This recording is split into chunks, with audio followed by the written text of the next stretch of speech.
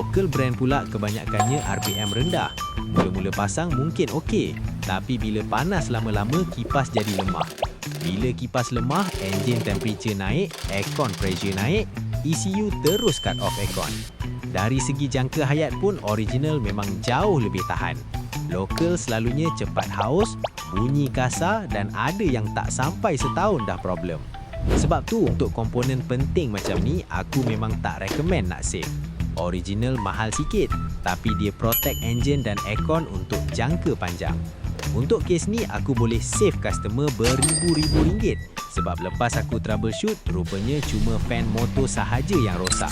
Kompresor masih elok dan sistem aircon pun dalam keadaan perfect, tanpa perlu repair kompresor yang owner sangkakan rosak. Sebab tu, berapa penting korang kena bagi aku troubleshoot cari punca sebenar dulu, baru buat keputusan untuk repair. Untuk Toyota Vios ni, part yang customer perlu tukar adalah radiator fan motor dan coolant seliter. Kalau korang ada masalah yang sama, boleh datang ke AC Tech untuk aku troubleshoot masalah kereta korang. Kedai aku terletak di Taman Sena Indah, Tengah Perlis.